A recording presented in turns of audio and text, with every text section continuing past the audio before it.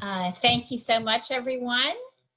And it's a pleasure to have the chance to greet you today and to talk about our session on some of the database models that were highlighted at AIDS 2020. But first, we thought it would be helpful for us all, given the topic and the theme, to think a little bit, to take maybe a few minutes and think a little bit about what resilience is. Given that that's the theme of the conference, we've been learning and hearing from so many of you and some of the experts about resilience in our own context, HIV and faith, and the intersection of those two. But there's actually a pretty strong evidence base about resilience. So we thought we could just go through that a few minutes. And to help with that, we have been communicating with one of the most outspoken experts on resilience. She is a senior professor of psychiatry at the Mayo Clinic College of Medicine in Rochester, Minnesota. So these slides are a short reduction of condensation of like what she usually would speak about, and we're grateful that she has shared those with us. Next slide, please.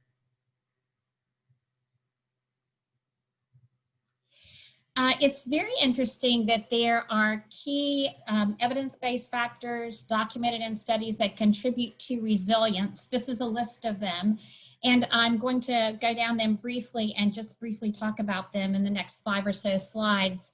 But what I want to highlight is you'll notice that some are bolded, and those that are bolded are particularly evident in your interfaith communities. They include, all of them include realistic optimism, facing fear rather than running from it, having physical and brain fitness, having cognitive and emotional flexibility.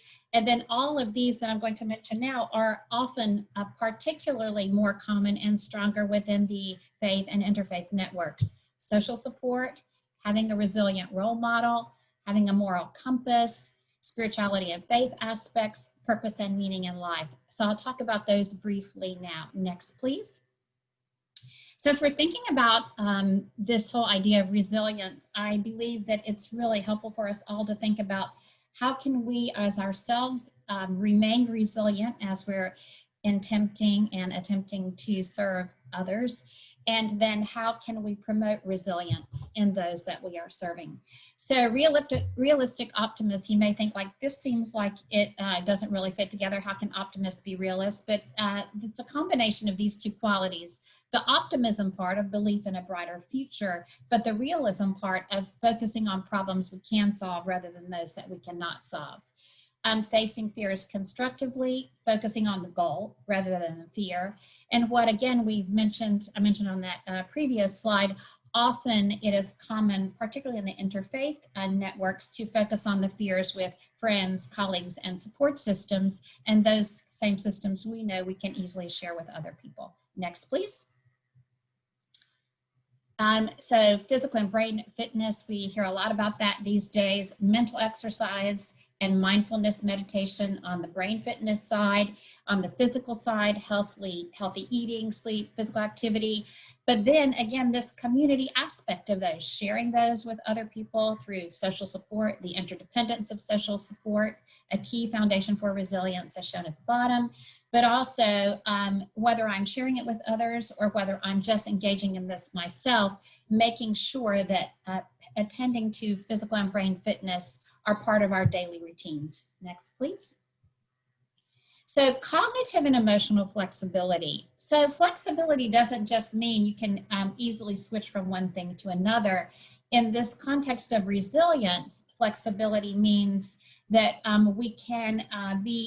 we have the ability to change course and learn from failure, including learning from negative emotions like grief and anger, which life brings to all of us. And those very emotions that can be negative actually fuel compassion, courage, and finding meaning in adversity. So the moral compass aspects, we are very accustomed to hearing this described as ethics everywhere. But the thing that makes the moral compass particularly powerful in the context of resilience is the combination of both this ethics sense, but also altruism being a key component of this moral compass value. Next, please. Resilient role models. Certainly we've all had them. Certainly we all aspire to be them. but they would be characterized by these qualities: inspire others to do their best, provide consistent support, foster healthy self-esteem in others, and really encourage others, and as well as for ourselves, take responsibility for our own decisions and actions, have ethical integrity. And this is really key. Their focus would be on the other person and not on themselves. Next, please. Then drawing on spirituality and faith. It was so interesting to me that one of the most respected professors at Mayo Clinic, just doing a review of what does the evidence show about resilience, found that spirituality and faith factors are highly important. In-depth interviews with highly resilient people like prisoners of war all over the world under extremely stressful situations report that their faith was one of the most important factors in pulling them through and helping them regroup and move forward. Next, please. And finally, this whole idea of purpose and meaning in life, having a clear purpose or mission that is meaningful can be really important in strengthening resilience.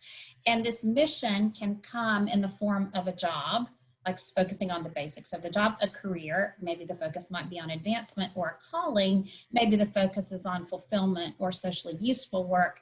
But often what one will find is purpose or meaning particularly is strengthened when one has the sense of the mission being a combination of the job, the career, and the calling.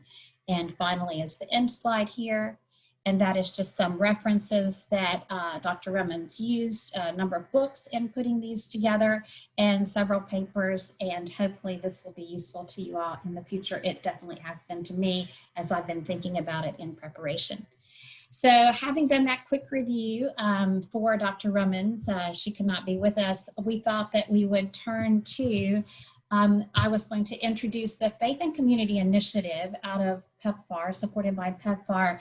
Really, I think the next talks, we are so grateful that all of the speakers were participants and associated with the Faith and Community Initiative in their respective countries. And since some of you may not have heard about that, I will go ahead and share my screen now and just give you a short overview of the Faith and Community, the PEPFAR Faith and Community Initiative. So I appear to have screen sharing. Great. So the Faith and Community Initiative, PEPFAR's Faith and Community Initiative, I'll just give a short overview. It was launched at the White House in 2018 on World AIDS Day. It was a $100 million initiative focusing in 10 countries. And the countries are listed in that middle ribbon there, the countries that got funding with this initiative in the 2019 fiscal year. And now a number of those countries, and actually some new ones, are continuing in this very year that we're getting ready to start for activities the fiscal year. And the program purpose, mindful of this little graph out of Pew Templeton research on the left that I think someone referred to a previous speaker, 84% of the people in the world are faith engaged. And so we're going to really make headway in some of the most behaviorally driven social challenges. We're going to have to work closely with the faith communities. It has two priorities. One is engaging communities of faith to reach men and children living with HIV with priority services. And the second priority is strengthening justice for children through widespread collaboration. Next, please. Oh, I'm sorry, I'm the one running them. So the principles of the Faith and Community Initiative also complement one of the other main initiatives of PEPFAR MNSTAR, but basically the idea is trusted faith and community leaders understand who and where the social networks of men and children are and what is needed to help us find them, diagnose them, and retain them in care. So this initiative has three main activities. I'm just going to focus on those in red. Disseminating new messages of hope developed by faith leaders for faith leaders in these 10 countries, down and across these religious parent body structures, which all of us involved in faith know those very well, but often people who are engaged in faith or in government or business sectors globally may not be aware of the religious infrastructures, often called parent bodies or mother bodies in many countries. Activity 2 is expanding HIV testing linkage and retention, and activity 3 was decreasing the stigma. I know one of the previous speakers emphasized that, and the non-adherence related to faith healing. One of the tools that we found very helpful is just this graph when we're talking with people who may not have had as much experience working with faith or interfaith groups, that if you have faith and community initiative or activity leads working together, interfaith groups across all their different respective alliances, and everyone is saying the same thing, you can make a lot more progress a lot quickly and move together effectively. So that is all I wanted to do, just to give you a short overview of what the focus of the Faith and Community Initiative has been. We are particularly in this session focusing on different initiatives that have served to advance 95, 95, 95. And having said that, it is my great pleasure and honor to introduce to you the 4 speakers. Gibstar Makangila from Zambia, the Executive Director of Circle of Hope. Then Lydia Korer, who's from Cure for AIDS from Kenya.